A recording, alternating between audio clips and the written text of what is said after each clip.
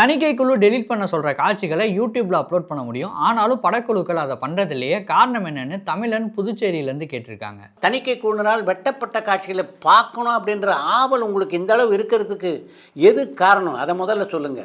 தணிக்கை குழுவினர் ஏன் அந்த காட்சியெல்லாம் வெட்டினாங்க அப்படின்னு தெரிஞ்சுக்கிறதுக்காக ஆசைப்படுறீங்களா, இல்லை எதையெல்லாம் அவங்க வெட்டியிருக்காங்க அப்படின்னு தெரிஞ்சுக்கிறதுக்காக அதை பார்க்கணுன்னு ஆசைப்படுறீங்களா? சினிமாக்காரர்கள் செய்யும் அரசியலுக்கும் உண்மை அரசியல்வாதிகள் செய்யும் அரசியலுக்கும் என்ன வித்தியாசம்னு பரமன் வேலூர்லேருந்து கேட்டிருக்காங்க. அரசியலுக்கு வந்து விட்டதுக்கு பின்னாலே அரசியல்வாதிகளாக இருக்கின்றவர் செய்கின்ற அரசியலுக்கும் சினிமாக்காரர் செய்கின்ற அரசியலுக்கும் மிகப்பெரிய வித்தியாசம் இருப்பதாக எனக்கு தெரியல. சிவகார்த்திகேயன் அடுத்து எந்த படத்தை ப்ரொடியூஸ் பண்ண போறாங்கன்னு பரத் வெண்ணந்தூர்லேருந்து கேட்டிருக்காங்க. சிவகார்த்திகேயனுடைய தயாரிப்பிலே உருவாகி இருக்கின்ற தாய்க்கிழவி திரைப்படம் இன்னும் வெளியாகலை. அடுத்த மாதம் தான் அந்த படம் வெளியாக இருக்கிறது. அதற்கு பின்னால் தான் தன்னுடைய அடுத்த படத்தை பற்றி முடிவு செய்வார் சிவகார்த்திகேயன். வெங்கட் பிரபு சிவகார்த்திகேயன் படத்துடைய கதையை முழுசா எழுதி முடிச்சிட்டாரான்னு பிரேம் கடலூர்லேருந்து கேட்டிருக்காங்க. வெங்கட் பிரபுடைய இயக்கத்திலே சிவகார்த்திகேயன் நடிக்க இருக்கின்ற படத்தினுடைய கதையை முழுமையாக எழுதி முடித்து விட்டதாக சமீபத்தில் பேசும்போது கூட எங்கிட்ட வெங்கட் பிரபு சொன்னார். ரீரிலீஸ் ஆகிற படத்துக்கு ஏதாவது ரூல்ஸ் அண்ட் ரெகுலேஷன் இருக்கான்னு பல்லவி ராமேஸ்வரத்துலேருந்து கேட்டிருக்காங்க.